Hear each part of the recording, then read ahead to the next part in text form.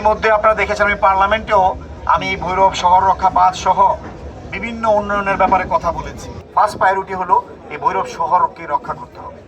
আমাদের এই প্রাণের শহর ভৈরব, এই বাজার, এই বন্দর, এই যে অঞ্চল, এই এলাকাকে রক্ষা করার জন্য দীর্ঘদিনের আমাদের একটা সকলেরই প্রত্যাশা, একটা স্থায়ীভাবে শহরটাকে আমরা কিভাবে রক্ষা করতে পারি।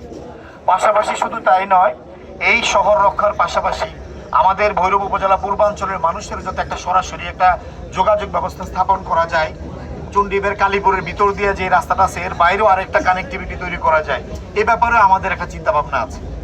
আপনারা ইতিমধ্যে লক্ষ্য করেছেন আমরা গত 12ই ফেব্রুয়ারি নির্বাচনের পর 4 মাস এর কিছু বেশি দিন হয়েছে, এরপরে আমি দায়িত্ব পাওয়ার পর আমি আমার পক্ষ থেকে যতটুকু সম্ভব সংশ্লিষ্ট মন্ত্রণালয় সহ মাননীয় প্রধানমন্ত্রীর কাছে আমি চেষ্টা করছি বিভিন্নভাবে যোগাযোগ করে।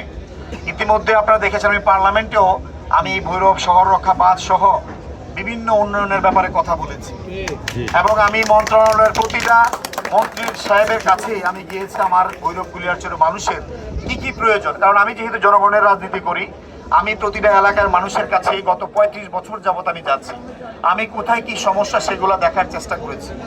এখন আমি আমার কাজগুলো শুরু করেছি, পর্যায়ক্রমে আমি সেই কাজগুলো দৃশ্যমান হবে ইনশাল্লাহ। খুব আগামী 6 থেকে 1 বছরের মধ্যে আপনারা এই সুফল পেতে শুরু করবেন। আজকে আমরা যেই কাজে আসলাম, অতি দ্রুত ইদানিংকালে প্রায় সময় এই গভীর ভাঙ্গনগুলা শুরু হয় এবং ভাঙ্গনগুলোর গভীরতা এত বেশি, এখানে পার্লামেন্ট বোর্ডের এক্সিন সাহেব আছেন, উনিও আমাকে বলেছেন যে আস্তে আস্তে যেভাবে ভিতরের দিকে ঢুকে যাচ্ছে এটা অত্যন্ত খুবই কঠিন এবং খুবই বিপজ্জনক।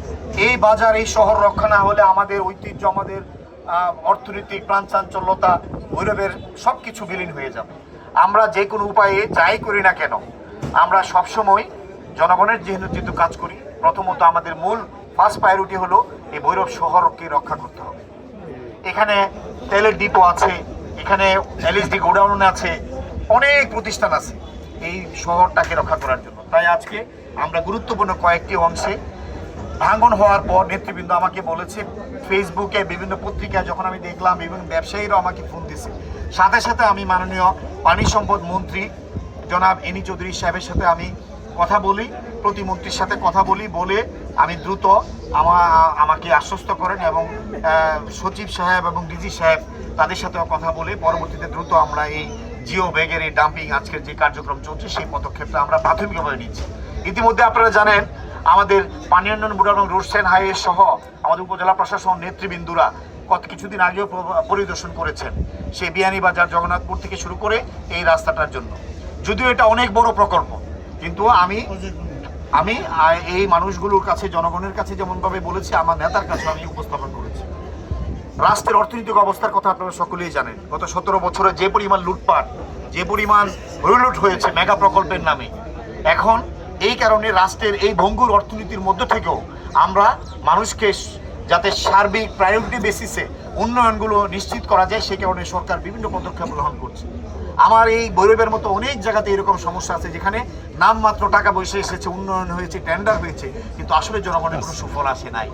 সেই কারণে আমরা এই বছর এই বাজেটের মধ্যে আমরা যে বরাদ্দ বিভিন্ন মন্ত্রণালয় নিয়েছে তার মধ্য থেকেও আমরা চেষ্টা করছি ভৈরবের এই শহর রক্ষা বাঁধ সহ এই অঞ্চলের মানুষের জন্য প্রাথমিক পর্যায়ে হইল একটা বরাদ্দ বা একটা 5, 6, 7 কিলোমিটারের একটা প্রকল্প এই অর্থ বছরে যাতে আমরা নিতে পারি, আমাদের সেই চেষ্টা ইনশাল্লাহ আছে।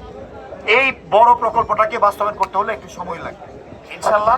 সময় যেহেতু 4-4.5 বছর, 5 বছরের মতো আমাদের আছে, আমি আপনাদেরকে কথা দিয়েছি, আমি চেষ্টা করে যাচ্ছি, আপনারা দেখতেছেন।